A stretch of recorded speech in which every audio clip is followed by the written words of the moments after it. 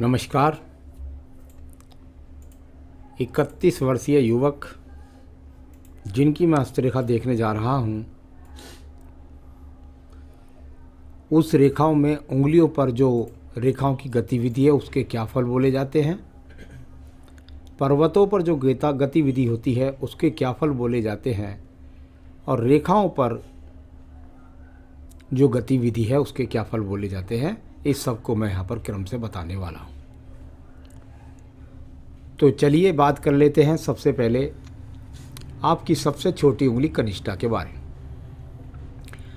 कनिष्ठा की उंगली जब जब सूर्य की उंगली के प्रथम पर्व की लंबाई तक नहीं पहुंच पाती तो यह आपके जीवन के अंदर संघर्ष अवश्य कराएगी। जिन लोगों के जीवन में कुछ मिला करके लगभग देखने में आता है यहाँ लंबाई पूरी हो जाती है, उन लोगों का एक बार में निर्णय भी सही होता है और उनको सफलता भी जल्दी मिल जाती है। लेकिन जिनके थोड़ा सा, जब बहुत बड़ी कमी नहीं कह सकता मैं इसे, बस मैं कह सकता हूँ थोड़ा सा संघर्ष होगा शुरू में उम्र में और उसके बाद सफलता प्राप्त होती है। प्रथम पर्व मानसिक पर्व यहाँ पर पूरी तरीके से बली है। जैसी भी स्थिति है उससे लड़ने की शक्ति आपके अंदर है। अच्छी याददाश्त रहेगी बुढ़ापे तक, कोई चिंता की बात नहीं है। सेकंड पर्वत पर किसी से लड़ने झगड़ने की प्रवृत्ति व्यक्ति के नहीं। भाषा शैली से किसी का मन दुखाने का व्यक्ति प्रयत्न नहीं करता। और तीसरे पर्व पर कुछ राहु रेखाओं का प्रभाव दिखाई देता है, यानी कि धन के आगमन संतुष्टि वाले नहीं हैं। आइए बात करते हैं इसके बाद में हम आपके सूर्य के प्रथम पर्व के बारे में। सूर्य की उंगली का प्रथम पर्व, यहाँ पर ये दो रेखा माइनस रेखा थोड़ी सी लग रही है। देखिए इसके बारे में ऐसे बोलते हैं कि भाई जब ये माइनस रेखा हो तो दो तीन चीज़ों से सावधानी। नंबर एक, आंखों का नंबर बढ़ जाता है कभी कभी, या दूसरा कह सकते हैं कि बीपी का रोग प्रभावित कर सकता है। लेकिन यहाँ 31 की एज में दोनों चीज़ों का कोई प्रभाव नहीं। बस इतना है, आपने बता भी दिया है इलेक्ट्रॉनिक का काम है तो छोटे मोटे करंट लग जाएंगे तो वो क्या बिगाड़ लेंगे आपका, तो बस वो उनका सामना आपके साथ चलता रहेगा। अग्नि तत्व से सावधानी, मेरा मतलब कुल ये है। आइए बात करता हूँ यहाँ पर आपके सेकंड पर्व की। यहाँ पर बात देखता हूँ तो सरकार से द्वारा किसी प्रकार का नुकसान नहीं है, तो सरकार के द्वारा किसी प्रकार का लाभ नहीं है। तीसरे पर्व की यदि बात करता हूँ, शनि सूर्य की उंगली मिली हुई है, माता पिता से सहयोग भी मिलेगा और बुढ़ापे तक आप उनकी सेवा भी करेंगे। अब बात करते हैं हम आपकी सूर्य की उंगली के प्रथम पर्व के बारे में। यहाँ से जान पाते हैं अगर राहु रेखाओं का प्रभाव या बुरे चिन्ह मिल जाते हैं तो कहते हैं भाई स्थायी रोग शरीर में हो गए।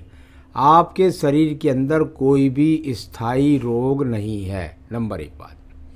दूसरे पर्व की स्थिति मैं देखता हूँ उसमें कोई इस प्रकार की स्थिति नहीं है कि कोई व्यक्ति बहुत ज़्यादा मोटे कर्ज में डूब जाएगा, ऐसी भी यहाँ पर कोई स्थिति नहीं।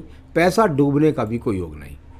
तीसरे पर्व की स्थिति यहाँ पर इसमें कई चीज़ जाती हैं। एक चीज़ तो देखी जाती है कि भाई आप परिवार का संचालन कर लेते हैं।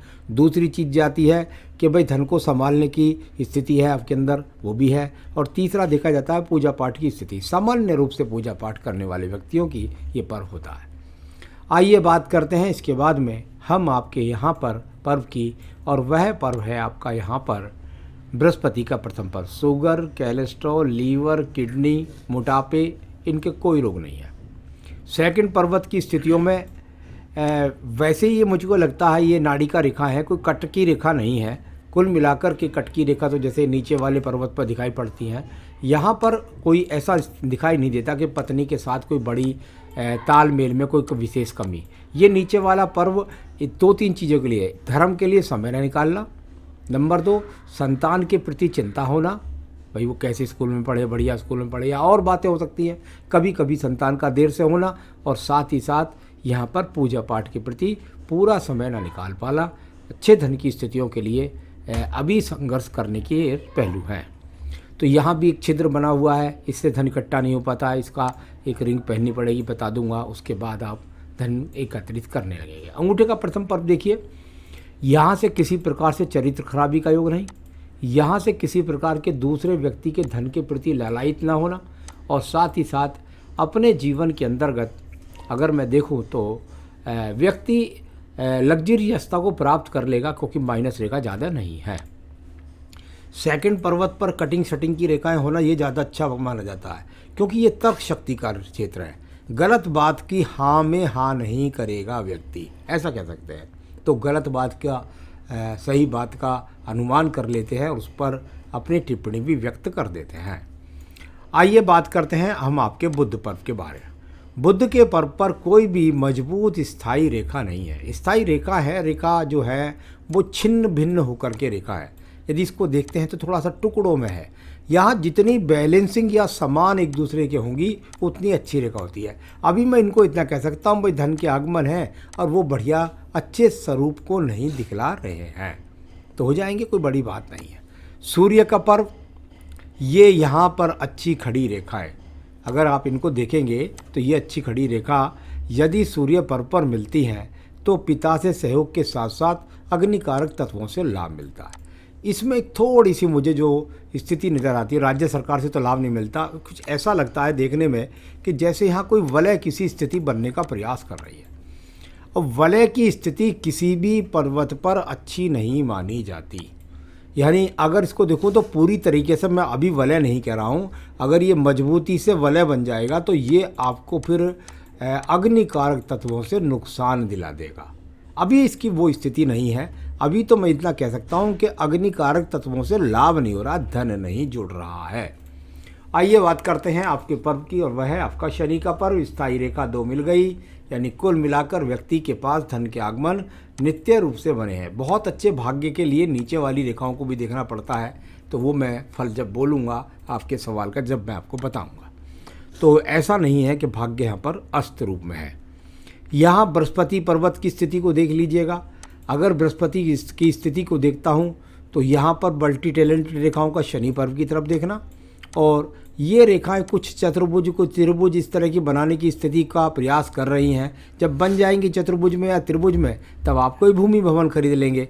कुल मिलाकर के इनका कोई बहुत बुरा फल तो मैं नहीं कह सकता। बृहस्पति कुल मिलाकर अभी ज़्यादा अच्छा मिल नहीं रहा है, जिसका रोल होता है जीवन में धन, पत्नी से सम्मान, संतान का सुख, ऐसी बहुत सारी बातें होती हैं। अब आइए बात करते हैं आपकी हृदय रेखा के बारे में। हार्ट लाइन पर दीप है, आगे माइंड लाइन की तरफ जा रही है। ये सब बात आपने लिखी है, पहले मैं आपको ये बता देता हूँ। ये छोटे छोटे से हल्के हल्के से जो दीप हैं, इनको यदि आप दीप की श्रेणी में लाएंगे तो ये कोई ज़्यादा बली नहीं है। बली नहीं है, दीप तो है, बली नहीं है। कितने बली हैं? बस थोड़ा बहुत रोग होगा, उसके बाद ठीक हो जाएंगे। नंबर 2, इनका एक यही पहलू नहीं होता, दूसरा पहलू भी होता है, पति पत्नी के बीच तालमेल में कमी, और तीसरा होता है मन के अंदर चिंताओं का लगा रहना। तो ये 2-3 फल है, लेकिन बहुत मजबूती के साथ कोई भी फल नहीं है।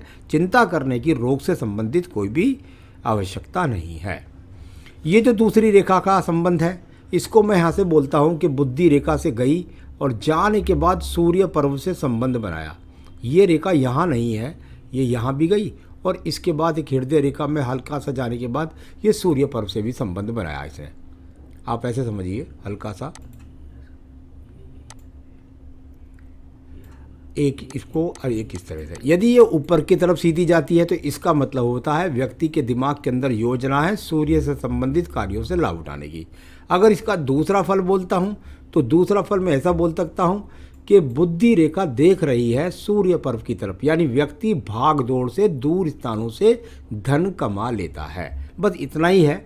तीसरा फल जो होता है वो ये है कि जब बुद्धि रेखा का संबंध हृदय रेखा से बने तो व्यक्ति बहुत ज़्यादा प्रेम करता है अपने परिवार को। तो ये 3 फल बोले जाते हैं जो मैंने बताया आपको। आइए बात करता है इसके बाद में आपके निम्न मंगल पर्व के बारे में। कर्म रूपी निम्न मंगल पर्व, और इससे रेखाएं निकल करके प्रत्येक रेखा को काट करके जाती हैं। अब इसका सबसे पहला फल क्या है? क्या व्यक्ति के हाथ में कर्म रेखा है? हाँ है। क्या व्यक्ति काम करता है? हाँ करता है, स्वप्न नहीं देखता। रेखाएं आगे जाकर के बुद्धि रेखा को काट रही हैं, कहीं आगे तक हृदय रेखा तक जा रही हैं, कहीं आपकी भाग्य रेखा को भी काट कर जा रही है। यानी कि जीवन में संघर्ष हो रहा है। जीवन यानी आयु रेखा में बुद्धि पर परिसर है, और तीसरी बात है भाग्य उज्जवल करने के लिए प्रयत्न कर रहे हैं। प्रयत्नशील रेखाएं हैं कर्म रूपी रूप में। कर्म करने वाला व्यक्ति, अच्छी बात है, कोई इसको ऐसा तो नहीं कह सकते कि इससे कोई बहुत भारी नुकसान हो रहा है, राहु के नाम से कोई डराने लगे, ऐसा कुछ नहीं। आइए बात करते हैं आपकी बुद्धि रेखा के बारे में। भाई बुद्धि रेखा का जब जब उदय दूर से होता है तो इसके 3 फल बोले जाते हैं। जब ये दूर से हो तो नंबर 1 तो ये होता है कि व्यक्ति चाहे कुछ हो जाए कुछ। एक बात, पर्वत तक पहुंच गई, चंद्र पर्वत तक। दूसरी बात, व्यक्ति बिल्कुल परिवार में किसी ने कुछ ना किया, उससे अलग सोच के साथ कुछ अपना निर्णय लेता है और उससे अपना संबंध बनाता है। और तीसरा, बुद्धि रेखा का संबंध चंद्र पर्वत से है। जितना दूर दूर के लोग आपसे माल लेने आएंगे या आप दूर दूर तक सप्लाई करेंगी, वही योजना आपके दिमाग में है और उससे ही आपको मिलेगा लाभ। थोड़ा सा डरा हुआ ज़्यादा है, थोड़ी सी गिरी हुई ज़्यादा है, बस मन में चिंताएं बहुत लगी रहती हैं बिना वजह की। उसको दूर करने के उपाय मैं आपको बता दूंगा। आइए बात करते हैं इसके बाद आपके अन्य पर्वत की, और वह पर्वत है यहाँ पर मंगल द्वितीय पर्व। मंगल द्वितीय पर्व ज़्यादा घटनाक्रम की रेखा है। अग्नि कारक तत्व होता है मंगल भी। अगर देखा जाए तो ब्लड का कारक, लाल रंग का कारक यही होता है। और यहाँ से अगर बात करता हूँ तो वो जो रेखाएं हैं जितनी हैं वो एनर्जिक रेखाएं हैं जो आपके अंदर एनर्जी पैदा करती हैं। झगड़े झंझट कोर्ट कचहरी की तो मैं नहीं कह सकता उन्हें। चंद्र पर्वत की स्थितियों की रेखाओं को देख लीजिएगा। यहाँ पे पहले इन रेखाओं को देख लीजिएगा। ये गतिमान रेखा है, यानी चंचल रेखा। आपको स्थिर रहना है अपने काम के प्रति और ज़्यादा दिमाग पर टेंशन नहीं लेनी है। एक रेखा का फिर संबंध आपके शुक्र पर्वत के अंदर तक, यानी ज़िंदगी में विदेश भी जाएंगे, दूर दूर तक सप्लाई भी करते हैं। कितनी बार तो मैंने ऐसे लोगों को, नीचे भी संबंध दिखाई देता है, यानी विदेश से भी एक्सपोर्ट इंपोर्ट करते देखा। ये जीवन में कभी भी हो सकता, आज ना हो सकता है 50 साल की एज में आप ऐसा विचार बना लें। थोड़ा सा नीचे से ऊपर से उठने वाली रेखाएं हैं। कोई भी गलत खान पान से बचना होगा, उससे स्वास्थ्य खराब हो सकता है। चलिए, ये इस तरह से रेखा थी यहाँ पर। और इसके बाद व्यावसायिक रेखाएं भी है, उनमें थोड़ा सा परिवर्तन के साथ ये व्यावसायिक रेखा आपके यहाँ पर जाती हैं, यानी कि व्यावसायिक रेखा भी आपके पास ठीक ठाक है। अब बात करते हैं हम आपकी भाग्य रेखा के बारे में। अगर भाग्य रेखा की बात करेंगे तो थोड़ा केतु पर्वत से पहले अच्छे चिन्ह नहीं, यानी ज़्यादा कोई ऐसा नहीं लगता विशेष रूप से कोई विशेष सपोर्ट। और फिर इसके बाद ये जहाँ तक बनी है, ये यहाँ तक बताता हूँ पहले मैं आपको। देखिए, ये अच्छी बात है कि यहाँ दीप नहीं बना। यहाँ से रेखा देकर 2 मुखी हो गई। ये कहाँ पर 2 मुखी हुई? ये आपके जीवन में 26 से 27वें वर्ष के आसपास हुई। वहाँ से आप सोचते रहे कि यार क्या करूँ, या ऐसा हो सकता है कि आप 2 नाव पर सवार रहे हों, यानी आप एक काम कुछ और करते रहे हो और उसके साथ में साइड बाय दूसरा काम करते रहो। अभी इसका जो स्वरूप है वो बहुत मजबूती के साथ नहीं बन रहा है। दूसरे हाथ में भी देख लेता हूँ मैं ज़रा।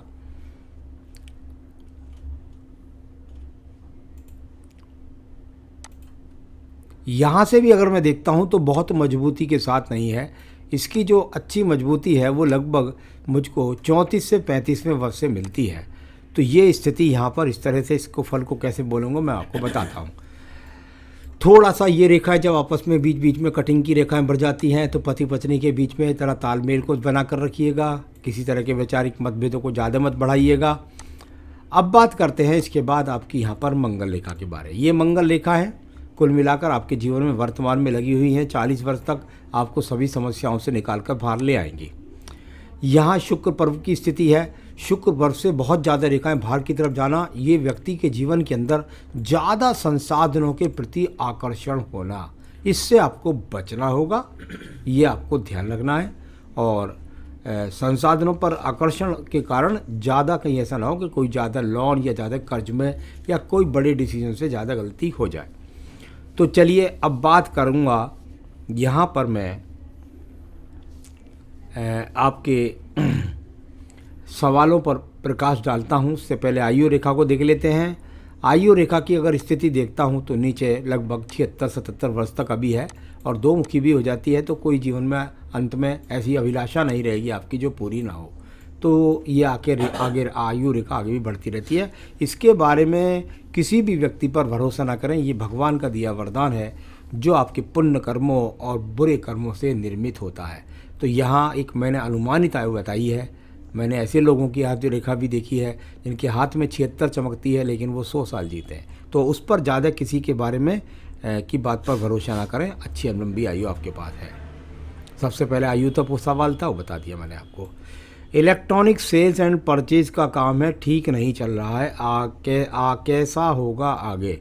देखिए, मेरा जहाँ तक सवाल है, अगर आप मुझसे कहेंगे तो मैं तो आपसे अभी ये कहूँगा भाई कि 4-5 साल तक आप जो इलेक्ट्रॉनिक का काम कर रहे हैं सेल परचेज का, इससे मन को भटकाइए मत, क्योंकि इसकी ऊंचाइयों में अभी आपके हाथ के अंदर रेखाएं बननी शुरू हो रही है।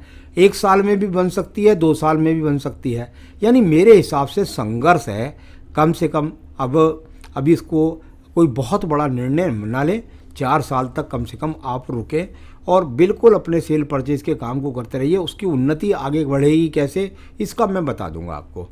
तो पैसा भी रुक जाएगा और काम भी चल जाएगा, इसका उपाय मैं आपको बता दूंगा। हर्ट लाइन पर दीप है, उसको मैंने आपको बता दिया। माइल लाइन की तरफ जो रेखा जा रही है उसका फल आपको बता दिया। इलेक्ट्रिक शोरूम खोलना चाहता हूँ, खोलूँ या नहीं? मेरे हिसाब से अभी नहीं। मैं समझता हूँ, मैं 5 साल तक की रेखा लगभग बोलता हूँ। मेरे हिसाब से अभी आपको जल्दबाजी नहीं करनी चाहिए। अभी आपको अपने जो काम चल रहा है उसी के द्वारा अपने आप को स्थापित रखना चाहिए। 5-6 महीने से हेल्थ प्रॉब्लम है। हेल्थ प्रॉब्लम का जो इशू आपको नज़र आ रहे हैं वो बहुत बड़े और बहुत दिन तक नहीं चलने वाले हैं। बस अच्छी सी डॉक्टरी देख रेख मिल जाएगी, कुछ उपाय कर लीजिए, ठीक हो जाएंगे आप। क्या करें आप जो आपके जीवन में आपको ठीक से सब चीज़ों में मिले? देखिए, सबसे पहले तो आप पुखराज पहन लीजिए, आपका रतन बनता है इस उंगली के अंदर। दूसरा, आपका कोई रतन नहीं बनता। पुखराज, ये रतन आपका जब छिद्र को भरेगा यहाँ पर, तो आप चाहें तो इसे मंगवा सकते हैं मुझसे, तो आपके जीवन में धन की रुकने की शुरुआत हो जाएगी। एक बात। दूसरी बात ध्यान रखें, अगर आज के ज़माने में कोई व्यक्ति 40-50 हज़ार रुपये महीना कमा रहा है तो उसमें धन बचता नहीं है।